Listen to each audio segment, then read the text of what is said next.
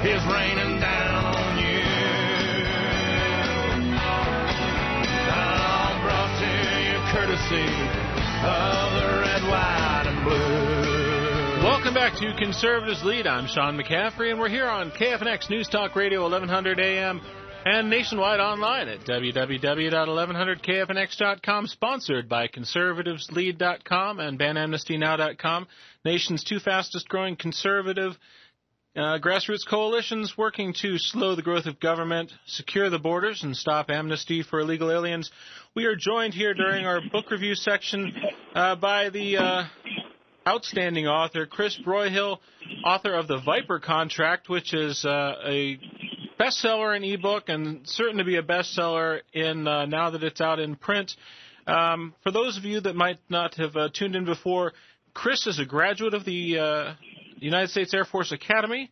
He is a computer science graduate. He has a master's in national security studies. He's a PhD student. He is a 20-year fighter pilot. I've got a picture of him here in what doesn't appear to be a fighter jet. Chris, in your press photo, what are you flying? I'm flying a Falcon 900EX for the company that I work for. I'm the chief pilot for a Fortune 500 company, and unfortunately I can't mention their name because I'm prohibited to, but you'd recognize it if I did. But it's a business jet that hauls approximately 12 people, can go about 4,500 nautical miles depending on fuel reserves and that sort of thing, and we fly the executives of our company to business meetings and wherever else they need to go. Outstanding. For a 9-month period back in 1999, I had the opportunity to work for one of my childhood heroes, Lieutenant Colonel Oliver North. And I didn't travel with him often, but the one time I did, part of our trip was in a small but very speedy Lear jet. Have you been in or flown one of those? You know, I've ridden in one. I've not gotten rated, or I've not actually flown one of those. I've flown in my business jet career. I've flown an airplane called the Hawker, which is like a medium jet. I've flown Gulfstream 4. I've flown 2 kinds of Falcons. So I've not flown the Lear. People that fly it like it. It's like you said, it's pretty fast. We didn't get up to a full Mach in our speed, but I was hoping that we would so that I could brag about it. I also didn't do a whole lot of work aside from drinking a Diet Coke and watching us slow down a lot very quickly on the landing. But it was definitely exciting. What do you have a fight? Do you have a pilot story that you can share with us from your fighter days? Something that might be an inspiration to your character, Colin Pierce. Something not classified. Oh, boy, there's so many. Probably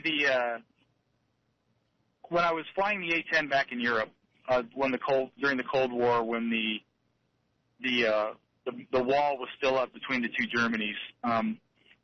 Flying over all the countryside and seeing, there were places where the wall actually bisected entire towns, where you had people who had been family or friends, and then one day a wall was built between them, and they couldn't even walk down the street to visit people that they had once known and loved, and then of course, obviously years later that went away. But I think seeing that in the divisions between people that used to be one nation kind of had a profound impact on me. The other thing that had a profound impact on me was when I was in Korea flying the F-16, we would go up and do simulated close air support missions, simulating attacking targets near our ground forces in the event we actually went to war in Korea. And the missile radars that were in North Korea would actually light up our airplanes, and you could tell that they were tracking you.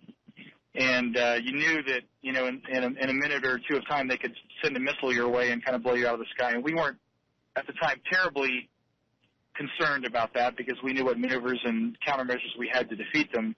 But still, knowing that there's people out there that, want to kill you, that's a big deal. And unfortunately for me, that was as close as I ever got to real combat. I didn't go to Gulf War I.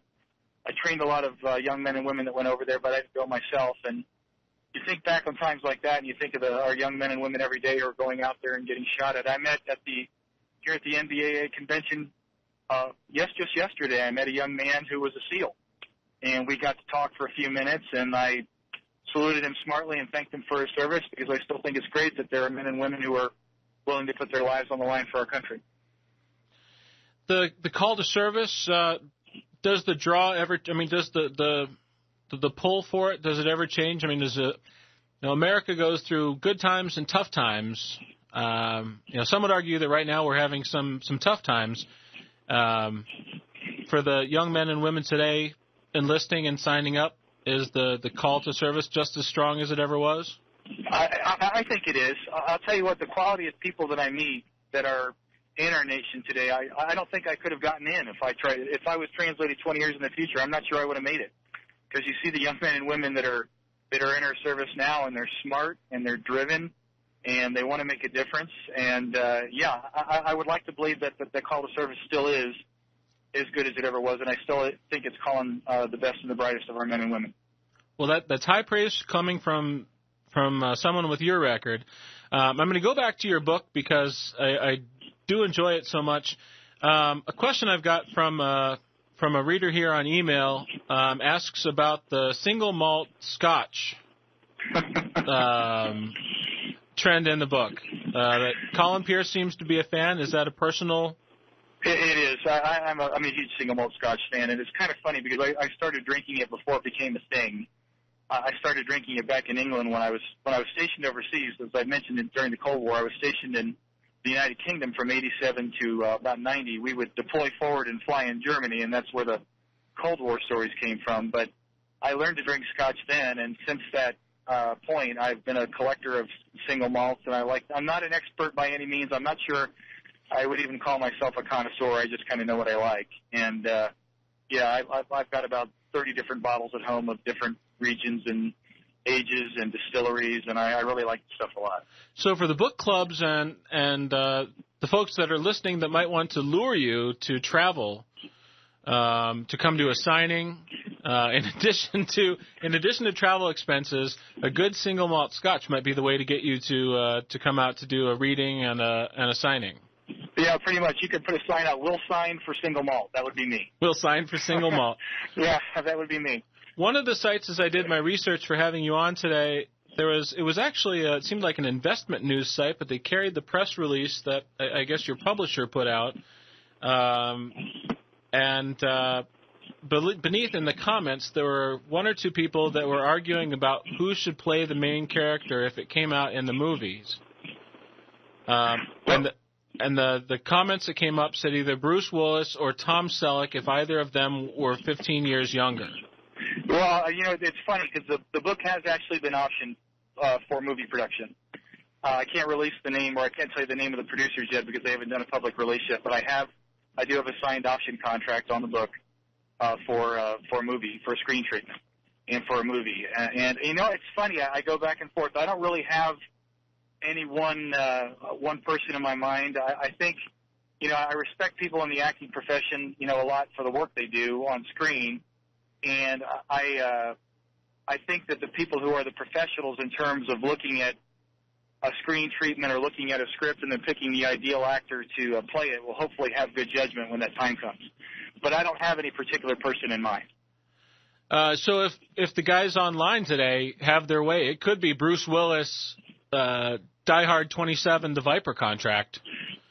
Well, you could do a lot worse than having somebody like Bruce Willis play your lead character, that's for sure.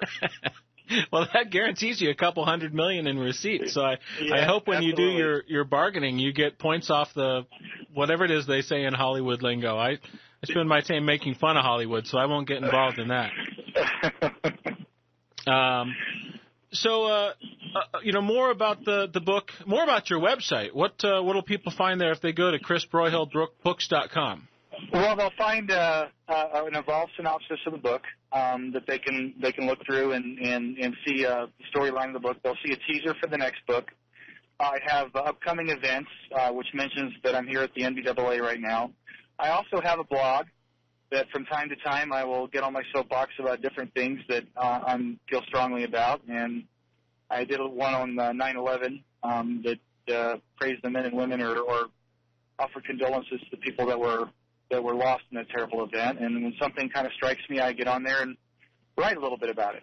So those the elements that are on there. Now we're going to be constantly expanding it, making it bigger, but right now, between doing PhD work and having a day job and writing on the side, my life is kind of full right now. And, oh, by the way, I've got a great wife at home and 4 great kids, so that, too, keeps me busy as well. Outstanding. Well, we'll make sure that your publisher gets a copy of the show so you can add any snippets of it that you want to your website. I appreciate that very much. Well, listen, we are just about out of time, so we want to thank you for being on the show with us today. The book, dear listeners, is The Viper Contract. The author is Chris Broyhill. His website is Chris Broyhill Books, and that's ChrisBroyhill.